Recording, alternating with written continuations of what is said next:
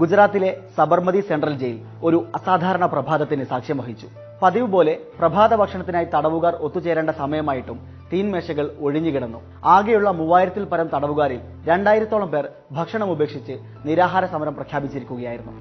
Jail ജീവനക്കാരുടെ അനുനയ ശ്രമങ്ങൾ ഫലം കാണാതായപ്പോൾ ഏതാനും ഉന്നത ഉദ്യോഗസ്ഥർ സ്ഥലത്തെത്തി. എങ്കിലും സമരം അവസാനിച്ചില്ല. ഏറെ വൈകിയിട്ടും തങ്ങളുടെ ആവശ്യം പരിഗണിക്കപ്പെടുന്നില്ലെന്ന് കണ്ട തടവുകാരിൽ 6 പേർ കയ്യിലെ ഞരമ്പ് മുറിച്ച് ആത്മഹത്യക്ക് ശ്രമിച്ചു. അതോടെ അധികൃതരുടെ നിയന്ത്രണത്തിനും അപ്പുറത്തായി കാര്യങ്ങൾ. സബർമതി സെൻട്രൽ ജയിലിലെ തടവുകാരെ ഇത്രയേറെ പ്രകോപിപ്പിച്ചത് അതിന്റെ 2 മാസം മുന്നേ മാത്രം ജോലിയിൽ പ്രവേശിച്ച അവരുടെ ജയിൽ സൂപ്രണ്ടിന് അപ്രതീക്ഷിതമായി ലഭിച്ച സ്ഥലം മാറ്റ ഉത്തരവായിരുന്നു. തടവ് പുള്ളികളോട് പരിധിയിൽ കവിഞ്ഞ് പരിഗണന കാണിക്കുകയും സൗഹൃദം പുലർത്തുകയും ചെയ്തു എന്ന കാരണം കാണിച്ചായിരുന്നു ജയിൽ സൂപ്രണ്ടിനെ സ്ഥലം മാറ്റാനുള്ള സർക്കാർ തീരുമാനം. ഗുജറാത്ത് സർക്കാരിന്റെ ആ തീരുമാനത്തെ സാധ്യമായ എല്ലാ മാർഗങ്ങളും ഉപയോഗിച്ച് അവർ പ്രതിരോധിച്ചു. ഇക്കാര്യം ഉന്നയിച്ച് അവരിൽ ചിലർ ഹൈക്കോടതിയിൽ ഹർജി സമർപ്പിക്കുക വരെ ചെയ്തു. തടവുകാർക്കും അവകാശങ്ങളുണ്ടെന്നും അവരും മനുഷ്യരാണെന്നും കണക്കാക്കിയ ആ സൂപ്രണ്ടിനെ ജയിലിലെ അന്തേവാസികൾ അവരുടെ ദൈവമായിരുന്നു കണ്ടിരുന്നത്. ജോലി ആരംഭിച്ച് ചുരുങ്ങിയ കാലയളവിനുള്ളിൽ തന്നെ ആ ജയിൽ സൂപ്രണ്ട് തടവുകാർക്കിടയിൽ പൊതുസമ്മതനായി മാറാൻ പലവിധ കാരണങ്ങളുണ്ടായിരുന്നു. കാലങ്ങളായി പിന്തുടർന്നു പോന്നിരുന്ന നിലവാരം കുറഞ്ഞ ഭക്ഷണ രീതികൾ അദ്ദേഹം പാടെ മാറ്റി. തടവുകാർക്ക് മെച്ചപ്പെട്ട ഭക്ഷണം എത്തിച്ചു. കാഴ്ചയില്ലാത്തവർക്ക് കണ്ണടകൾ നൽകി. വായിക്കാൻ പുസ്തകങ്ങൾ എത്തിച്ചു കൊടുത്തു. ജയിൽ ഉൽപ്പന്നങ്ങളിൽ നിന്ന് ലഭിക്കുന്ന ലാഭം പൂർണ്ണമായും തടവുകാരുടെ ക്ഷേമത്തിനായി ചിലവഴിക്കുന്ന പദ്ധതിയും അയാൾ അക്കാലയളവിൽ ആസൂത്രണം ചെയ്തു. ഈ ക്ഷേമ പദ്ധതികൾ നടപ്പിൽ വരുന്നതുവരെയെങ്കിലും തങ്ങൾക്ക് ആ ജയിൽ സൂപ്രണ്ടിനെ വേണമെന്ന തടവുകാരുടെ മുറവിളി അന്നത്തെ സംസ്ഥാന സർക്കാരിന്റെ കടുംപിടുത്തത്തിൽ മുങ്ങിപ്പോയി. വർഷങ്ങൾ ഏറെ പിന്നിട്ടു. ഭട്ട് സാഹിബിനെ തിരികെ കൊണ്ടുവരൂ എന്ന സബർമതിയിലെ ആ പഴയ മുദ്രാവാക്യം ഇന്ന് ഏറ്റുവിളിക്കുന്നത് ഇന്ത്യ ഒട്ടാകെയാണ്. അന്നത്തെ ജയിൽ സൂപ്രണ്ടായ ഭട്ട് സാഹിബിന് വേണ്ടി കഴിഞ്ഞ 2 വർഷത്തോളമായി രാജ്യമാസകലമുള്ള മനുഷ്യാവകാശ പ്രവർത്തകരും സാമൂഹ്യ പ്രവർത്തകരും വിശ്രമമില്ലാതെ ശബ്ദമുയർത്തിക്കൊണ്ടിരിക്കുന്നു. സഞ്ജീവ് ഭട്ട് എന്ന മനുഷ്യസ്നേഹിയായ ആ പോലീസ് ഉദ്യോഗസ്ഥനെ രാജ്യം മുഴുവൻ അറിയും. സർക്കാർ സ്ഥലം മാറ്റാനൊരുങ്ങിയപ്പോൾ 2000-ഓളം തടവുകാർ നിരാഹാരമിരുന്ന 6 പേർ ആത്മഹത്യക്ക് ശ്രമിച്ച സബർമതി ജയിലിലെ അന്നത്തെ ആ ജയിൽ സൂപ്രണ്ട് കഴിഞ്ഞ 2 വർഷമായി ഗുജറാത്തിൽ തടവിലാണ്.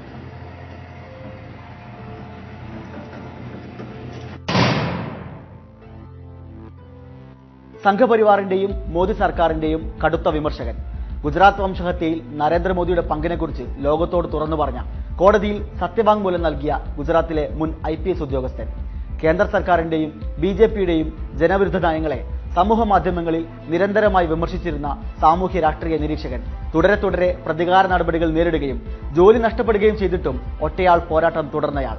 30 വർഷം മുമ്പ് നടന്ന ഒരു സംഭവത്തിന്റെ പേരിൽ കഴിഞ്ഞ 2 വർഷത്തിലധികമായി ജാമ്യം പോലും നിഷേധിക്കപ്പെട്ട് അനിശ്ചിതകാല തടവിൽ കഴിയുന്ന സഞ്ജീവ് ഭട്ടിന് നിരവധി വിശേഷണങ്ങളുണ്ട്. നീതി നിഷേധത്തിനെതിരെ സത്യസന്ധമായ നിലപാടുകൾ സ്വീകരിച്ചതിന്റെ പേരിൽ രാഷ്ട്രീയ പകപോക്കലിന് നിരന്തരം ഇരയായ ആ ധീരനായ പോലീസ് ഓഫീസറുടെ ജീവിതം സംഭവബഹുലമാണ്. മുംബൈ IITയിൽ നിന്നും M.Tech ബിരുദം നേടിയതിനു ശേഷം 1988-ലാണ് സഞ്ജീവ് ഭട്ട് ഇന്ത്യൻ പോലീസ് സർവീസിലെത്തുന്നത്. ഗുജറാത്ത് കേഡറിലായിരുന്നു നിയമനം. സർവീസിന്റെ ആദ്യകാലത്ത് ജാംനഗർ പോലീസ് സ്റ്റേഷനിൽ ജോലി ചെയ്തിരുന്നപ്പോൾ സംഭവിച്ച ഒരു കേസിന്റെ പേരിലാണ് ഇന്ന് അദ്ദേഹം ജീവപര്യന്തം തടവ് ശിക്ഷ അനുഭവിക്കുന്നത്. 30 വർഷങ്ങൾക്കിപ്പുറം പൊടുന്നനെ ഈ കേസ് പരിഗണനയിൽ വരാനും ദ്രുതഗതിയിൽ നടപടികളുണ്ടാകാനും വഴിയൊരുക്കിയത് സഞ്ജീവ് ഭട്ടും രാജ്യത്തെ BJP നേതൃത്വവും തമ്മിലുള്ള രൂക്ഷമായ അഭിപ്രായ ഭിന്നതകളാണെന്നത് ഏവർക്കും അറിയുന്ന കാര്യമാണ്. 2011-ലാണ് സഞ്ജീവ് ഭട്ട് എന്ന പോലീസ് ഉദ്യോഗസ്ഥൻ നരേന്ദ്രമോദിക്കും BJP സർക്കാരിനും പരസ്യമായ വെല്ലുവിളിയായി മാറി തുടങ്ങിയത്. രാജ്യത്തെ നടുക്കിയ 2002-ലെ ഗോദ്ര തീവെപ്പിലും തുടർന്നുണ്ടായ ഗുജറാത്ത് വംശഹത്യയിലും അന്നത്തെ ഗുജറാത്ത് മുഖ്യമന്ത്രിയായിരുന്ന നരേന്ദ്രമോദിക്കുള്ള പങ്ക് വ്യക്തമാക്കുന്ന സത്യവാങ്മൂലം ഭട്ട് സുപ്രീം കോടതിയിൽ സമർപ്പിച്ചത് 2011 ഏപ്രിൽ 14-നാണ്. ഗുജറാത്ത് വംശഹത്യ നടക്കുന്ന കാലയളവിൽ ഗാന്ധിനഗറിലെ ഇന്റലിജൻസ് ബ്യൂറോയുടെ ഡെപ്യൂട്ടി കമ്മീഷണറായിരുന്നു സഞ്ജീവ് ഭട്ട്. സംസ്ഥാനത്തിന്റെ ആഭ്യന്തര സുരക്ഷയും മുഖ്യമന്ത്രിയായിരുന്ന നരേന്ദ്രമോദിയുടെ സുരക്ഷയും ഭട്ടിന്റെ ഉത്തരവാദിത്തമായിരുന്നു. 2002 ഫെബ്രുവരി 27-നാണ് ഗോദ്രയിൽ തീവെപ്പ് സംഭവം നടക്കുന്നത്. അന്ന് രാവിലെ ഗോദ്ര റെയിൽവേ സ്റ്റേഷനിൽ തീ കൊളുത്തപ്പെട്ട സബർമതി എക്സ്പ്രസിൽ 59 ഹിന്ദു തീർത്ഥാടകരാണ് ജീവനോടെ ദണ്ഡാമാർന്നത്.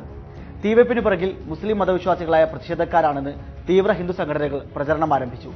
രാജ്യം കണ്ട ഏറ്റവും ക്രൂരമായ വംശഹത്യാ പരമ്പരയായിരുന്നു ഇതിന് പിന്നാലെ അരങ്ങേറിയത്. വിഷയത്തിൽ സഞ്ജീവ് ഭട്ട് ഉന്നയിച്ച ഗുരുതരമായ ആരോപണങ്ങൾ ഗുജറാത്തിനെ മാത്രമല്ല ഇന്ത്യയൊട്ടാകെ അക്ഷരാർത്ഥത്തിൽ ഇളക്കിമറിച്ചു.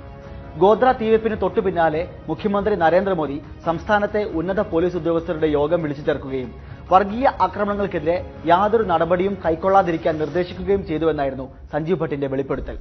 ഹിന്ദുക്കളെ അവരുടെ രോഷം തീർക്കാൻ അനുവദിക്കണമെന്നും മുസ്ലിങ്ങളെ പാഠം പഠിപ്പിക്കണമെന്നും മോദി അന്നത്തെ യോഗത്തിൽ ആവശ്യപ്പെട്ടിരുന്നു.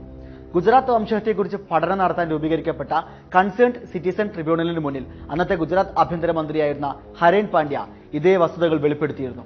മാസങ്ങൾക്ക് ശേഷം ഹരേൻ പാണ്ഡ്യയെ തന്റെ കാറിൽ വെടിയേറ്റു മരിച്ച നിലയിലായിരുന്നു കണ്ടെത്തിയത്. തീവെപ്പിൽ മരിച്ച തീർത്ഥാടകരുടെ മൃതദേഹങ്ങൾ അഹമ്മദാബാദിൽ എത്തിച്ച് നഗരത്തിൽ അങ്ങോളം ഇങ്ങോളം വംശീയ കലാപങ്ങൾ സൃഷ്ടിക്കാനായിരുന്നു ബിജെപിയും ബജ്രംഗ് ദളും വിശ്വ ഹിന്ദു പരിഷത്തും അടക്കമുള്ള തീവ്ര വർഗീയ സംഘടനകളുടെ ശ്രമം എന്ന് സഞ്ജീവ് ഭട്ട് പുറം ലോകത്തെ അറിയിച്ചു. നരേന്ദ്രമോദിയുടെ നേതൃത്വത്തിൽ നടന്ന ഈ കൂടിക്കാഴ്ചയെക്കുറിച്ച് ഭട്ട് അന്നു തന്നെ ഉന്നത ഉദ്യോഗസ്ഥരെ അറിയിച്ചിരുന്നെങ്കിലും കാര്യങ്ങൾ മുൻകൂട്ടി തീരുമാനിക്കപ്പെട്ടതനുസരിച്ച് തന്നെ നടന്നു. 1000-ഓളം പേരാണ് വിവിധ കലാപങ്ങളിൽ കൊല്ലപ്പെട്ടത്. ഇതിൽ 75% മുസ്ലിങ്ങളായിരുന്നു. വംശഹത്യയ്ക്ക് തൊട്ടു പിന്നാലെ ഗുജറാത്തിലെ ഭോജരാജിയിൽ വെച്ച് നടത്തിയ പ്രസംഗത്തിൽ മുസ്ലിങ്ങൾക്കിടയിലെ ഉയർന്ന ജനനനിരക്ക് സൂചിപ്പിച്ചുകൊണ്ട് നരേന്ദ്രമോദി അങ്ങേയറ്റം വംശീയവും വിദ്വേഷപരവുമായ ചില പരാമർശങ്ങൾ നടത്തിയിരുന്നു. ഇക്കാര്യത്തിൽ വിശദീകരണം ആവശ്യപ്പെട്ടുകൊണ്ട് ദേശീയ ന്യൂനപക്ഷ കമ്മീഷൻ സംസ്ഥാന സർക്കാരിന് കത്തയച്ചു. പ്രസംഗത്തിന്റെ പകർപ്പ് കമ്മീഷനു കൈമാറാൻ പ്രിൻസിപ്പൽ സെക്രട്ടറി വിമുഖത കാട്ടിയെങ്കിലും സഞ്ജീവ് ഭട്ടിന്റെ നേതൃത്വത്തിലുള്ള ഇന്റലിജൻസ് ബ്യൂറോ പകർപ്പ് കമ്മീഷന് അയച്ചു കൊടുക്കുക തന്നെ ചെയ്തു. ഇതിനെ തുടർന്നുള്ള അച്ചടക്ക നടപടിയായിരുന്നു നിരന്തരമായ സ്ഥലം മാറ്റൽ. സഞ്ജീവ് ഭട്ട് സബർമതി ജയിലിലെത്തിയതും ഈ നടപടിക്രമത്തിന്റെ ഭാഗമായിരുന്നു. ഹരേൻ പാണ്ഡ്യ വധക്കേസിൽ പ്രതി ചേർക്കപ്പെട്ട അസ്ഗർ അലിയെ സഞ്ജീവ് ഭട്ട് സബർമതി ജയിലിൽ വെച്ച് കണ്ടുമുട്ടിയിരുന്നു. പാണ്ഡ്യയുടെ യഥാർത്ഥ കൊലയാളികളെക്കുറിച്ച് അസ്ഗർ അലിയിൽ നിന്നും തനിക്ക് വ്യക്തമായ സൂചനകൾ ലഭിക്കുകയും താൻ ഇക്കാര്യം ഗുജറാത്തിന്റെ ആഭ്യന്തരമന്ത്രിയായിരുന്ന അമിത്ഷായെ അറിയിക്കുകയും ചെയ്തിരുന്നുവെന്ന് ഭട്ട് പറയുന്നു. എന്നാൽ തെളിവുകളെല്ലാം അവസാനിപ്പിച്ച് നിശബ്ദനാകാനാണ് അമിത്ഷാ ഭട്ടിനോട് ആവശ്യപ്പെട്ടത്. ഇതിന് കൂട്ടാക്കാതെയപ്പോഴായിരുന്നു അടുത്ത സ്ഥലമാറ്റം. ഗുജറാത്ത് വംശഹത്യയുടെ ഭാഗമായി നടന്ന ഗുൽബർഗ് സൊസൈറ്റി കൂട്ടക്കൊലയിൽ കോൺഗ്രസ് MP ആയിരുന്ന എഹ്സാൻ ജഫ്രിയും കൊല്ലപ്പെട്ടിരുന്നു. അദ്ദേഹത്തിന്റെ വിധവയായ സക്കിയ ജഫ്രി സുപ്രീം കോടതിയിൽ നൽകിയ ഹർജിയിന്മേലാണ് അക്രമ പരമ്പരയിലെ ക്രിമിനൽ ഗൂഢാലോചനയെക്കുറിച്ച് അന്വേഷണമുണ്ടാകുന്നത്. 2009 നിയോഗിക്കപ്പെട്ട പ്രത്യേക അന്വേഷണ സംഘത്തിന് മുന്നിൽ തനിക്ക് അറിയാവുന്നതെല്ലാം സഞ്ജീവ് ഭട്ട് വെളിപ്പെടുത്തി. ഇതിന്റെ തുടർച്ചയായാണ് 2011 അദ്ദേഹം വിശദമായ സത്യവാങ്മൂലം സമർപ്പിക്കുന്നത്. ഗുജറാത്തിൽ നടന്നത് സംസ്ഥാന സർക്കാരിന്റെ അറിവോടെയുണ്ടായ കൂട്ടക്കൊലയാണെന്ന് സൂചിപ്പിക്കുന്ന സഞ്ജീവ് ഭട്ടിന്റെ സത്യവാങ്മൂലം ദേശീയ രാഷ്ട്രീയത്തിൽ വലിയ കോളിളക്കങ്ങൾ സൃഷ്ടിച്ചു. പ്രത്യേക അന്വേഷണ സംഘം സത്യങ്ങൾ മറച്ചുവെക്കുന്നുവെന്നും മോദി സർക്കാരിന് വിവരങ്ങൾ ചോർത്തി നൽകുന്നുവെന്നും സത്യവാങ്മൂലത്തിൽ ആരോപണമുണ്ടായിരുന്നു. 2009 നൽകിയ മൊഴിയിൽ ഭട്ട് ഉറച്ചുനിന്നെങ്കിലും അന്വേഷണ ഉദ്യോഗസ്ഥർ ഇക്കാര്യം നിഷേധിക്കുകയാണ് ചെയ്തത്. ഗോദ്ര തീവെയ്പ് നടന്ന ദിവസം മുഖ്യമന്ത്രി വിളിച്ചു ചേർത്ത യോഗത്തിൽ സഞ്ജീവ് ഭട്ട് പങ്കെടുത്തതായി തെളിവില്ലെന്ന് അന്വേഷണ സംഘം വാദിച്ചു. സത്യവാങ്മൂലത്തിൽ ഭട്ടിനൊപ്പം ഒപ്പുവെച്ച കോൺസ്റ്റബിൾ KD പന്ത് തന്നെ ഭട്ട് ഭീഷണിപ്പെടുത്തുകയായിരുന്നുവെന്ന് മൊഴി മാറ്റി. സഞ്ജീവ് ഭട്ടിനെതിരെയുള്ള നരേന്ദ്രമോദി സർക്കാരിന്റെ പ്രതികാര നടപടികൾ ആരംഭിക്കുന്നുണ്ടായിരുന്നതേയുള്ളൂ. പ്രത്യേക അന്വേഷണ സംഘത്തിന്റെ റിപ്പോർട്ട് പരിശോധിച്ച സുപ്രീം കോടതി ഭട്ടിന്റെ ആരോപണങ്ങൾ അടിസ്ഥാനരഹിതവും തെറ്റായതുമാണെന്ന് മുദ്രകുത്തി തള്ളി. നരേന്ദ്രമോദിക്ക് ക്ലീൻ ചിറ്റ് നൽകുകയും ചെയ്തു. അവിടം കൊണ്ടു തീർന്നില്ല. 2011 മുതൽ സസ്പെൻഷനിലായിരുന്ന ഭട്ടിനെ 2015 ഓഗസ്റ്റിന് സർവീസിൽ നിന്നും പുറത്താക്കി. മേലുദ്യോഗസ്ഥരുടെ നിർദ്ദേശങ്ങൾ അനുസരിച്ചില്ല, സർക്കാർ ഉദ്യോഗസ്ഥരോട് മോശമായി പെരുമാറി, ഉദ്യോഗസ്ഥരുടെ പക്കൽ നിന്നും ലോഗ് ബുക്ക് പിടിച്ചെടുത്തു, മറ്റുദ്യോഗസ്ഥരുടെ ഔദ്യോഗിക വാഹനം അനധികൃതമായി കയ്യിൽ വെച്ചു എന്നിങ്ങനെ പല കാരണങ്ങൾ കാണിച്ചായിരുന്നു പുറത്താക്കൽ. ഇക്കാലത്ത് സമൂഹ മാധ്യമങ്ങളിൽ ഏറെ സജീവമായിരുന്നു ഭട്ട്. കുറുക്കിക്കൊള്ളുന്ന ആരോപണങ്ങളും സർക്കാരിനെതിരെയുള്ള ട്രോളുകളുമായി ഭട്ട് സമൂഹ മാധ്യമങ്ങളിൽ നിറഞ്ഞു നിന്നു. സഞ്ജീവ് ഭട്ടിനെതിരായി മോദിയും കൂട്ടരും ഒരുക്കിയ കുരുക്ക് അപ്പോഴേക്കും മുറുകി തുടങ്ങിയിരുന്നു. 30 വർഷങ്ങൾക്ക് മുമ്പ് 1990 ജാംനഗറിലെ അസിസ്റ്റന്റ് പോലീസ് സൂപ്രണ്ടായി ജോലി നോക്കിയിരുന്നപ്പോൾ ഭട്ടിനെതിരായി ഒരു കസ്റ്റഡി മരണക്കേസ് നിലനിന്നിരുന്നു.